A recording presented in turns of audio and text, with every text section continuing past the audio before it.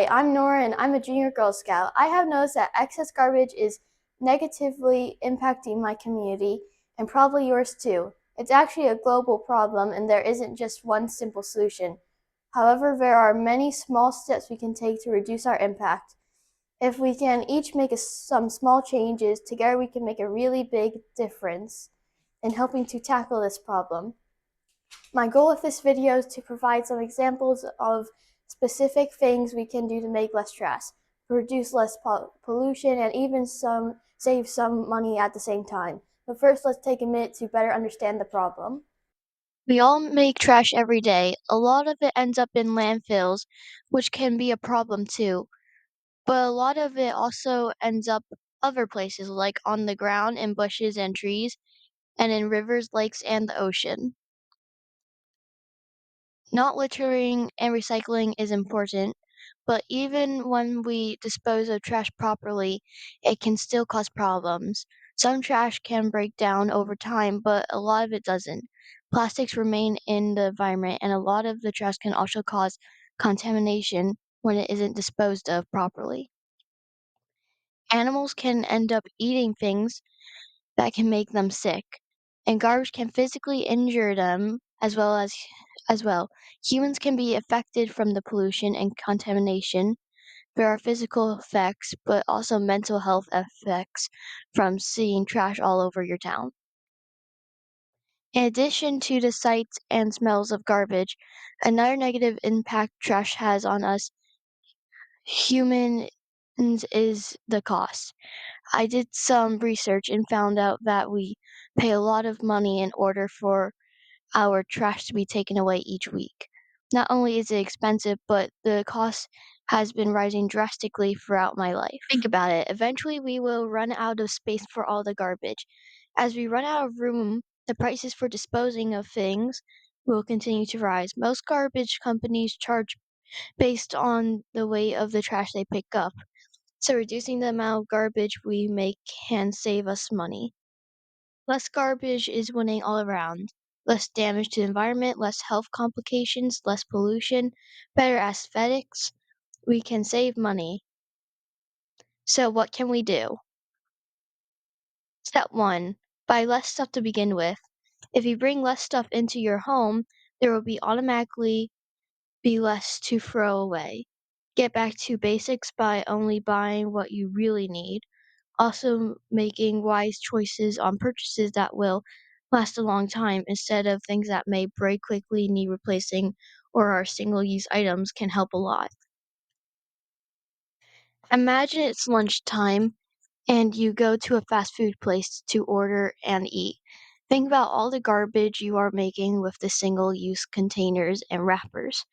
Even when packing lunches, we often grab single use plastic water bottles, sandwich bags, and other individually wrapped items that can make a lot of waste.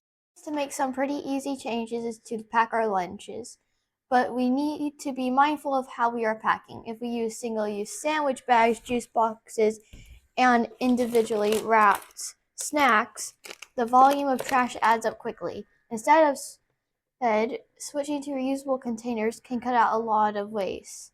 Ditch the plastic water bottles for sturdy, reusable stainless steel. Stop letting so many microplastics get in your water. Plus, stainless steel is super sturdy. I've had this bottle and used it regularly for years, and it still functions just as well as when it was new. Even though I've dropped it and I'm not always so careful with it when I'm out on adventures, reusable sandwich and snack containers are great. And stop using all these juice boxes that can't be recycled. Instead, use these small reusable bottles.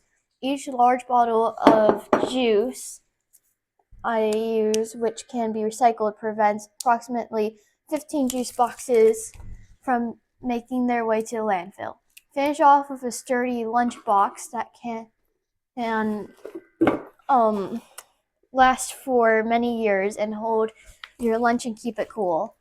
And you are all set for a day of making less garbage. Another way to reduce waste is by taking part in community efforts like Buy Nothing, Free Cycle, or other groups where you can pass on items you no longer need and ask for items that you do need, but other people may be ready to pass on. Producing some of your own food is another great option for reducing waste. The amount of single use packaging used to ship foods is significant.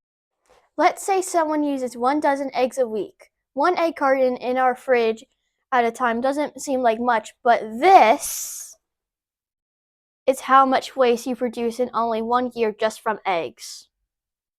Step 2. Once you've cut out producing a lot of the excess trash, what do we do with the rest? Using a little creativity to reuse and repurpose things is great. Another awesome option for significantly reducing garbage production is composting.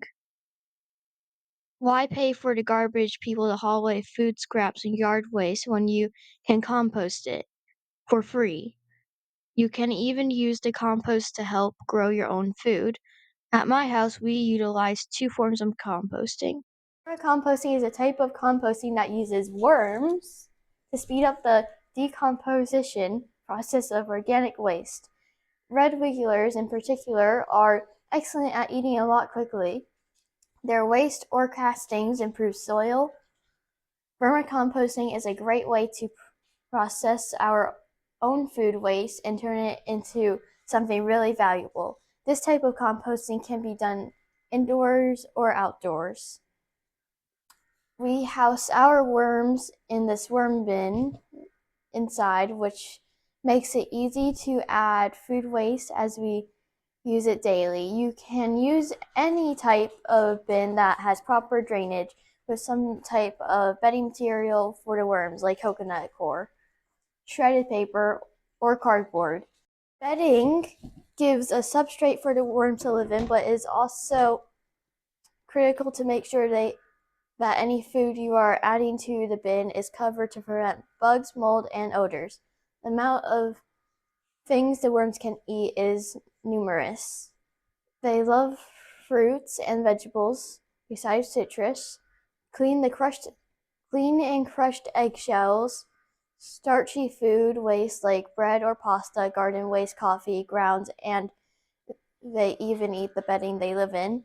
You do not want to feed your worms fats, oils, meats, or anything processed and with added salts. Our worms love to eat all our banana peels, apple cores, strawberry leaves, and other scraps of veggies left over when preparing meals. Our bin works in layers. This layer we have been adding to for a month or so now and is full. So now I'm adding a new layer.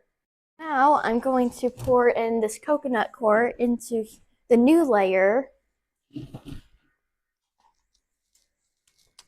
and add this banana peel and apple core in and then bury it.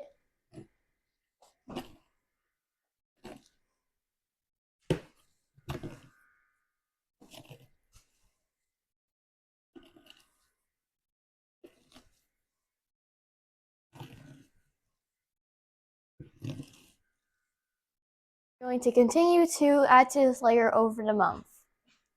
As the worms finish consuming all the food in the bottom layer, they will migrate up to the new level as we add new stuff in.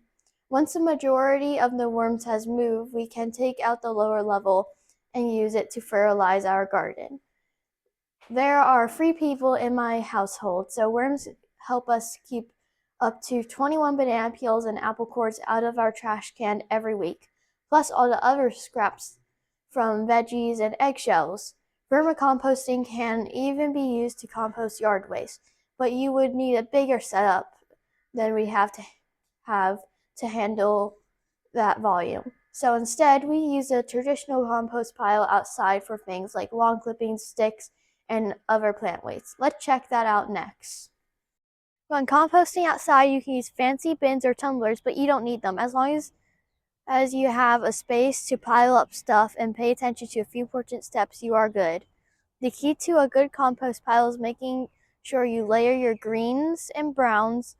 Keep it moist but not too soggy, and make sure there's some aeration. Examples of greens are grass clippings, fruit scraps, and weeds, and browns include dried leaves and sticks. The decomposing happens on its own. It can take longer without purposely having a large concentration of worms, helping things move along like with vermicomposting, but there are plenty of critters outside that do help, and sometimes you just need to have some patience. Composting is a sustainable way to turn waste into a usable soil booster. It is considered a closed loop system because it returns nutrients back to soil.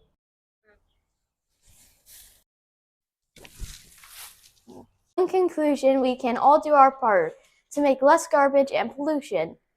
We can make our communities and our world cleaner and healthier. Try to go beyond just not littering and recycling. Actually produce less trash to begin with. And rethink some of the ways you dispose of trash you can't eliminate making. Even if you can't make many changes at once, just start with one change and then go from there. Once you start thinking of all the trash you produce every single day and how much it really adds up to be after a week, month, or year, it becomes easier to be motivated to make small changes that really bring about big results. Thanks for listening and being a part of the solution instead of part of the problem.